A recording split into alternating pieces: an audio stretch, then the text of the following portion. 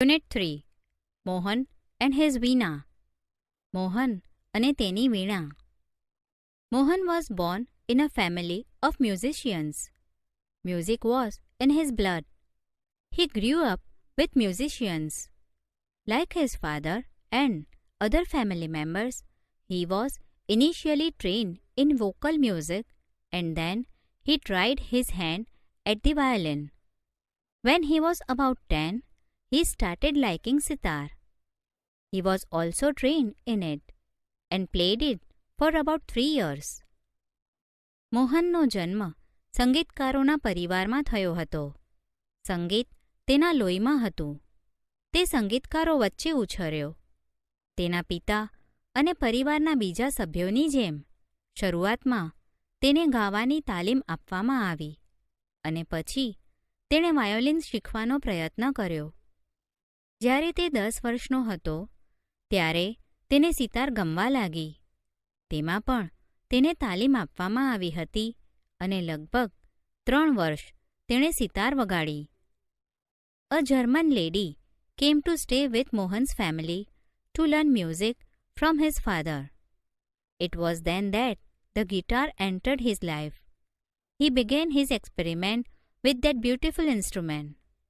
No other instrument now in my life. I want to play the guitar only, said Mohan to himself.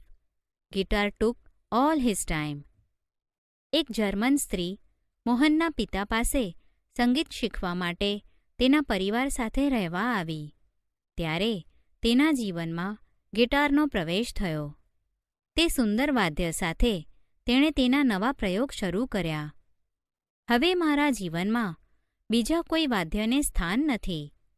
મારે ફક્ત guitar જ વગાડવી છે, મોહને વિચાર્યું. Guitar તેનો ખૂબ સમય લેતું. Guitar, the hall day guitar. Ours is a family where sitar, vocals and classical violin are practiced. The guitar does not have the effect which our instruments do, and moreover, it's not from India, said one of the family members. Do you know, your father does not approve your love for the guitar, said his auntie, but his mother came to help him.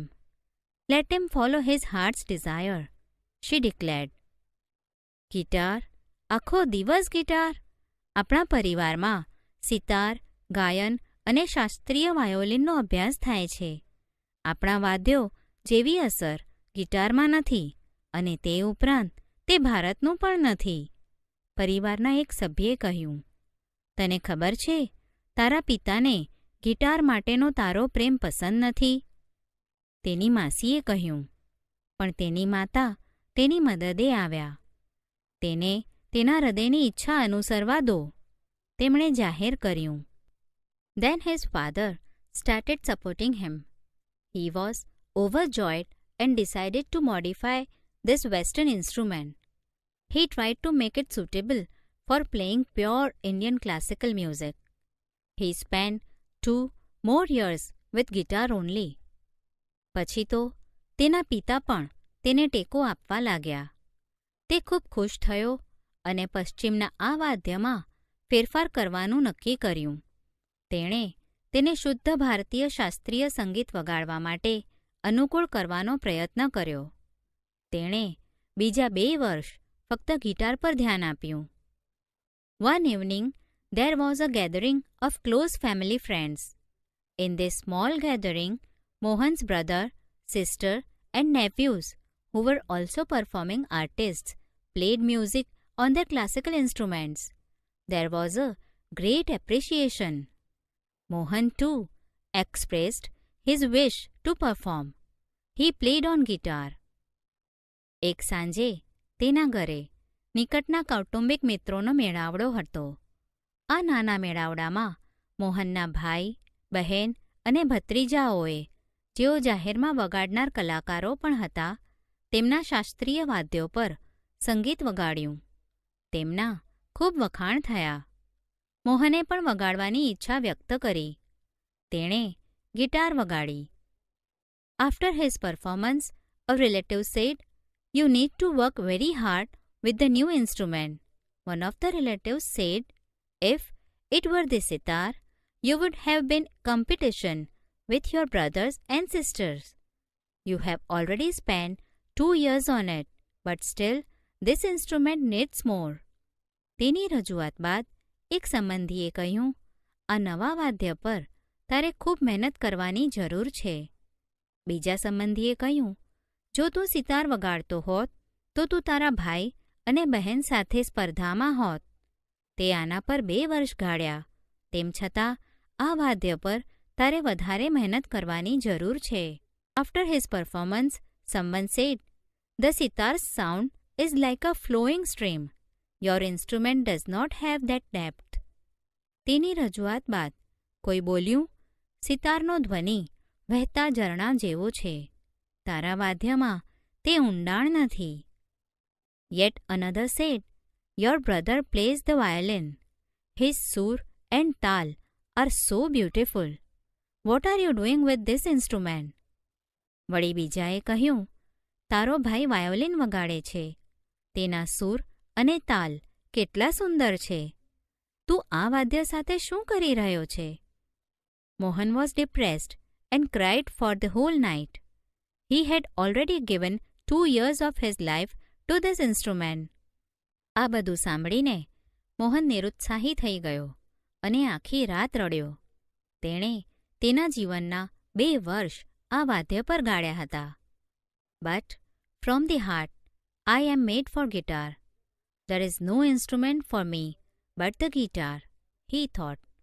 મારું હૃદય કહે છે કે હું guitar માટે જન્મ્યો છું. મારા માટે ગિટાર સિવાય બીજું કોઈ વાદ્ય નથી, તેણે વિચાર્યું. "This instrument will become my face to the world. I am sure I am going to make it big, very big." He was determined. આ વાદ્ય મને વિશ્વમાં ખ્યાતિ અપાવશે. મને ખાતરી છે, હું સફળ થઈશ, ખૂબ સફળ થઈશ. તે કૃતનિશ્ચયી હતો. This experience took place when Mohan was only 16 years of age. It was the turning point of his life. Mohan doubled his riyaz and practiced for about 10 hours a day. He also studied other aspects of the guitar.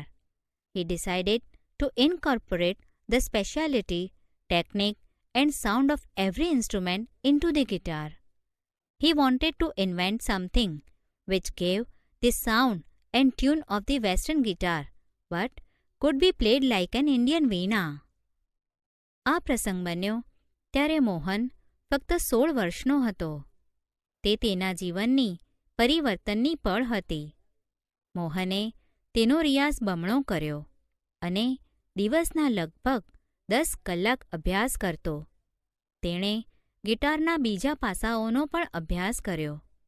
તેણે દરેક વાદ્યની વિશેષતા, નિર્માણ કરવાની રીત અને ધ્વનિને ગિટારમાં મેળવીને એક કરવાનું નક્કી કર્યું.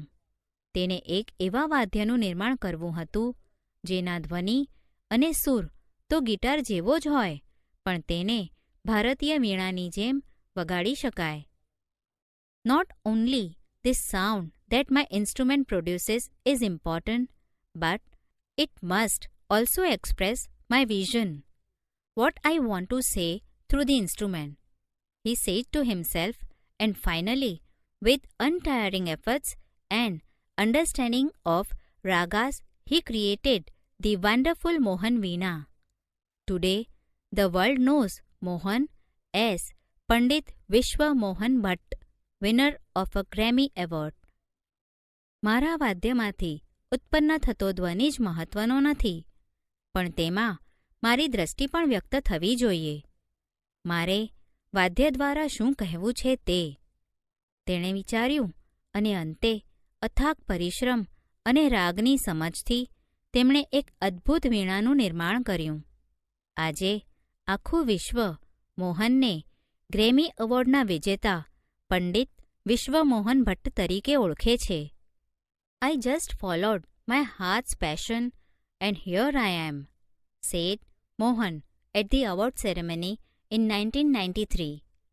હું ફક્ત મારા હૃદયની ઉત્કટ ઈચ્છાને અનુસર્યો અને હું અહીં છું, 1993માં ઇનામ વિતરણ સમારંભમાં મોહને કહ્યું,